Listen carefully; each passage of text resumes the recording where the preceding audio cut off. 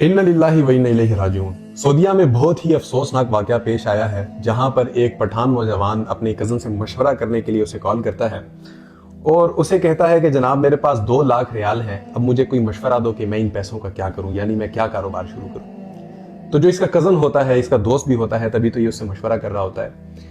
तो उसका कज़न इसे कहता है कि यार तुम मेरी जगह पर आ जाओ जहां पर मेरी रिहाइश है, यहां पर इंशाल्लाह हम बैठकर इस पर डिस्कशन करते हैं कि हमने इन पैसों का क्या करना है। ये जनाब इस लड़के को बुला लेता है अपनी तरफ और रात को इस लड़के को कहता है कि खाना वगैरह खाकर सो जाओ, इंशाल्लाह कल सुबह फिर हम इस पर डिटेल में बात करेंगे। लेकिन जनाब इस लड़के का जो कज़न है ये पैसों की लालच में आ चुका होता है और वो अपने ही कज़न को अपने ही हाथों ज़िबा कर देता है, उसे कत्ल कर देता है रात को ही। ये लड़का तो शहीद हो गया।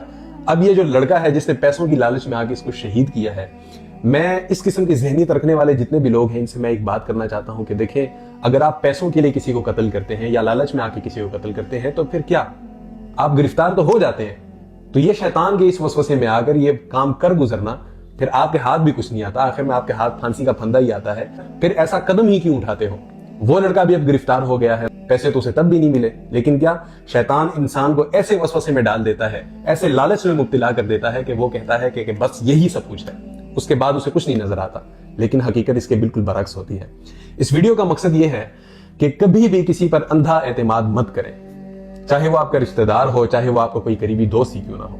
कभी भी आप किसी को अपना बैंक बैलेंस मत बताएं, कभी भी आप किसी को ये मत बताएं कि मैं कितने पैसे कमाता हूं या मेरे पास कितना बैंक बैलेंस पड़ा हुआ है। क्यों?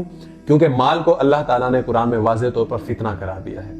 फितना इस तरह करार दिया है कि ये माल किसी भी वक्त आपके लिए फितना बन सकता है, या आपको फितने में मुब्तला कर देता है, या आपके लिए ऐसे फितना बन जाएगा कि दूसरा शख्स लालच में आके आपको कत्ल कर डालेगा, बिल्कुल इस लड़के की तरह। दूसरी बात यह कि मुअव्विज़तैन का विर्द किया करें, सूरह फलक और सूरह नास, इसको आप तर्जुमे से पढ़े ताकि आपको समझ आए कि इसमें हम बोल क्या रहे हैं, इसमें हम पढ़ क्या रहे हैं, इसमें हम अल्लाह से मांग क्या रहे हैं। जब आप इसको तर्जुमे के साथ पढ़ लें फिर आपको समझ आ जाएगी कि मैं इसमें बोल क्या रहा हूं, तो आप इसकी तरतीब बनाएं, यानी रोजाना के मामूल पर सुबह और शाम इसको 3-3 मरतबा पढ़ें। मुअव्विज़तैन में आपको बता देता हूं किसको कहते हैं, ये सूरह फलक और सूरह नास को कहते हैं।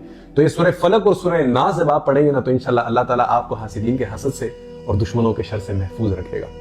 तो अल्लाह ताला हमें भी, हम सबको हासिदीन के हसद से और दुश्मनों के शर से महफूज रखे। और इस अफसोसनाक वाक़े ने आज फिर मुझे वो शेर याद दिला दिया है कि दोस्त बनकर भी नहीं साथ निभाने वाला, वही अंदाज है जालिम का जमाने वाला।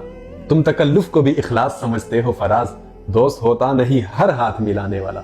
अल्लाह ताला हमें ऐसे आस्तीन के दोस्तों से और आस्तीन के रिश्तेदारों से महफूज रखे। आमीन।